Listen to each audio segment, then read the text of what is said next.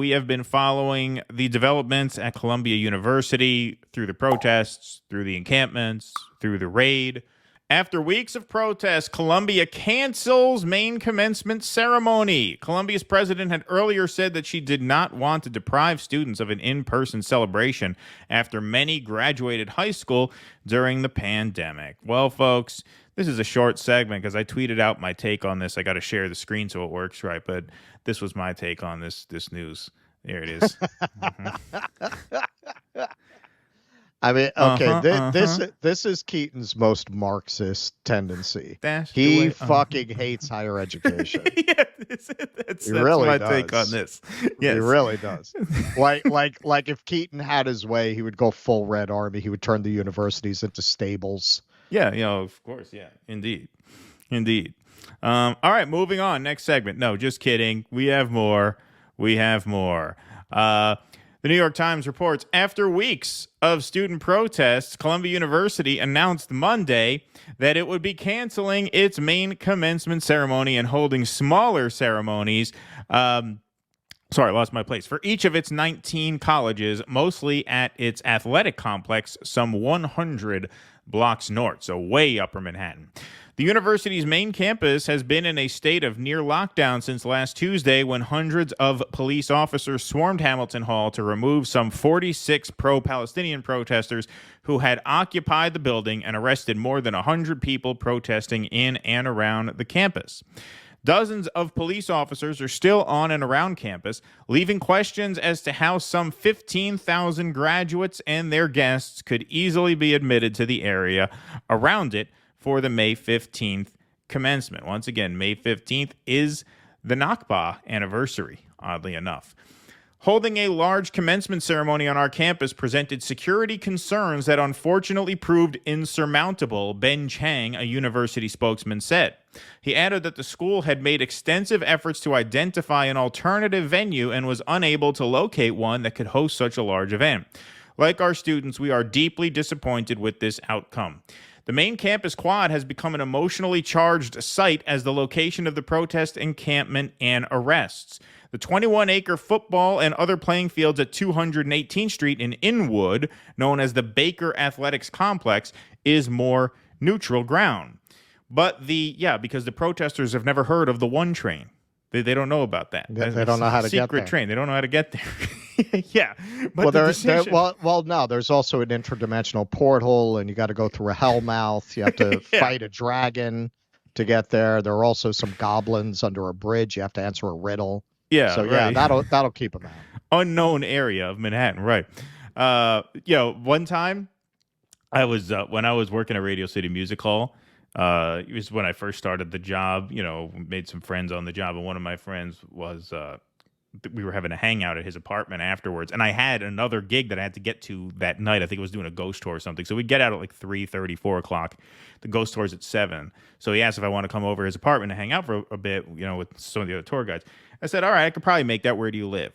He tells me the Upper West Side because he wants to make it sound like he lives in a cool area. Right. I say, all right, I got time for that. I don't really have much time, but I didn't want to say no. Turns out by Upper West Side, he meant Inwood. So we're on the one train. That's not the Upper West Side. No, that's not the Upper West Side. People pull that shit with the part of Harlem I live in, and it's not legit. Yeah, they pull that shit. We're on the one train. At least we're right above the Upper West Side. Exactly. We're on 72nd. All right, is this our stop? No, not yet. He's not even telling me when we get off. Is this our stop? No, not yet. 86th. All right, are we getting? No. 208, whatever it is, 220th, whatever the stop is up there. You weren't worried he was going to kill you? No, because I had other people with me. But I was like, where the fuck are we going? Yeah, Upper West Side. Anyway, but the decision was also about capacity. In its announcement, the school said rather than divide its resources to keep both the school-level events and the main commencement ceremony safe, it would instead focus on those school ceremonies and on keeping them safe, respectful, and running smoothly. That's what this is really about. It's about respect. They don't want a bunch of Jose Vegas shouting down the ceremony, which would happen. Now, that's not a security threat. That's an issue of you want it to go off without a hitch. You don't want protesters being able to grab headlines. And in this case, they get to grab the headline of, look at the bully pro-Palestine protesters. They made us feel so unsafe we had to cancel the graduation ceremony. Parents from around the world will be flying in to celebrate commencement with their graduates, which include those completing undergraduate college, law school, medical school, and many other degree programs. Many of this year's graduating seniors, officials pointed out, also had their high school graduations canceled because of COVID-19 precautions, and many had started their college experience in remote learning. We also do not want to deprive thousands of students and their families and friends a graduation celebration, Dr. Shafiq said last week. Many of them are the first in their families to earn a university degree. We owe it to all of our graduates and their loved ones to honor their achievements. At other universities around the nation where protests have broken out, administrators have also canceled or altered commencement events out of concern over renewed protests. 2 weeks ago, the university released a video of several graduates in their blue and white robes explaining how important an in-person ceremony was to them. Let's take a look at that video.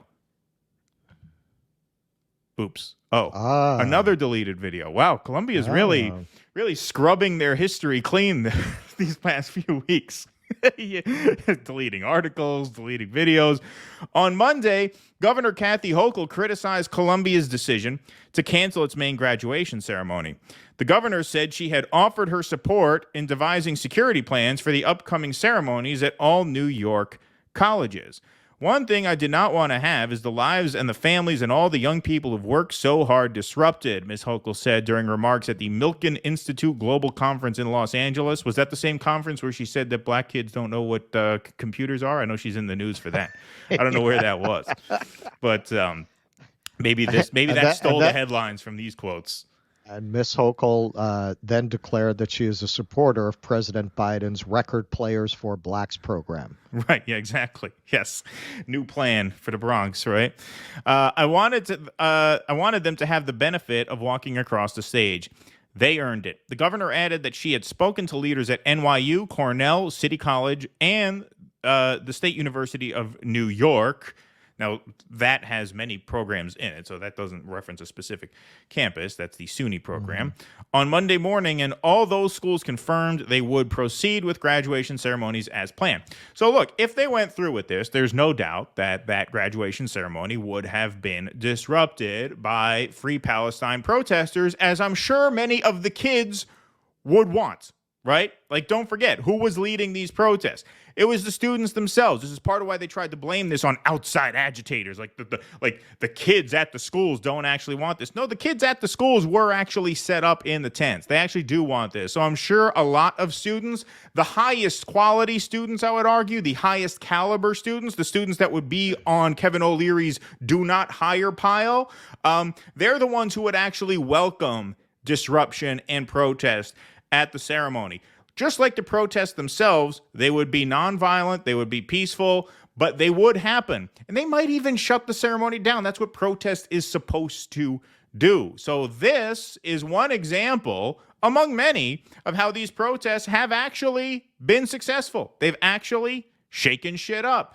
Brown University is holding a divestment vote. When they agreed to do that, what did the students do? The students packed up their tents and went back in their dorms because their demands were met. That's the point of protest. So if Columbia wanted to avoid this, they could have done the obvious moral thing, which is divest from Israel. Done. Then your graduation goes off without a hitch.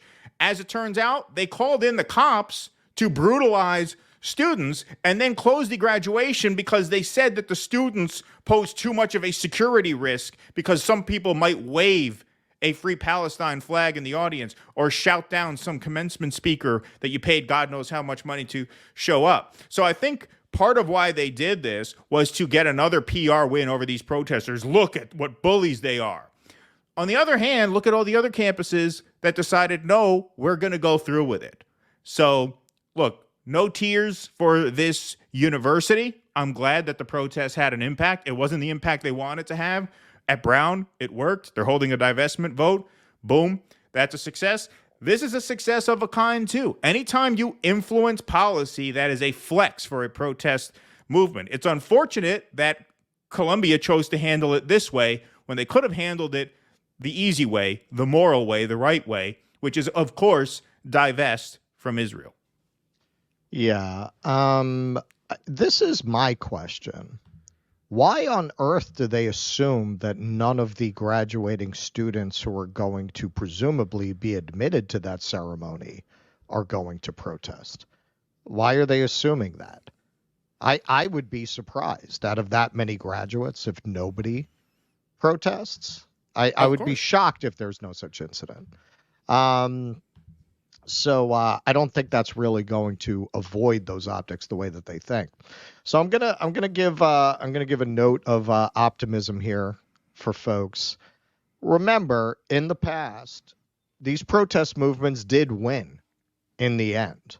The 1968 protest that ironically is right around the same time, many of the same locations, they did end up divesting from the Vietnam War, from the Defense Department contracts they had. They did wind up changing their plans for the gym that they were building in Harlem.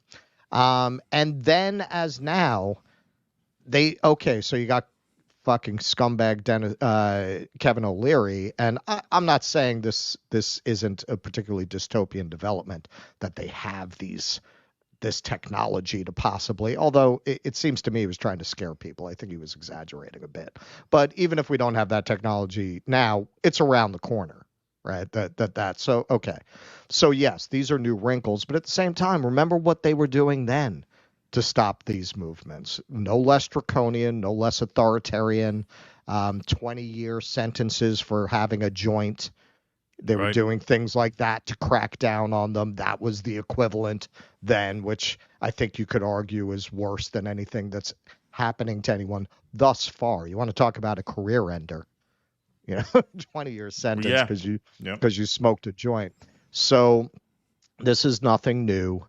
Authority, the media came out, even having the public against you. Their public was much more against the students then than they are now in regards to the underlying issue, because I believe all the way until the end, really the final years, the public, the majority supported Vietnam because they're coming out of that World War II, patriotic, and it's pre-Watergate. They still trust the government.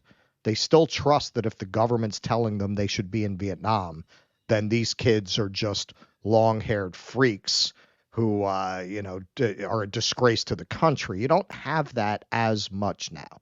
So there are rays of light. We showed that guy who was in the protests in 1968 saying how things have only gotten worse. And I would say that that's probably true in a lot of respects, but not in others. Remember, at that time, what are you, a couple of years away from the British getting out of most of the countries they colonized? Like there are things that are better now, actually, than then. And of course, you have social media, which was something they did not have. They had to hand out pamphlets on a corner where you didn't have this kind of ability to do civilian reporting and independent reporting and have those videos go around the world. I had 30 seconds with Richard Dawkins. Over a million people have seen it, right? Yeah. So look at the bright side. We don't say that a lot, but look at the bright side. Yes, there are some terrifying technologies that did not exist in 1968, but they cut both ways. That cuts both ways. Please clap.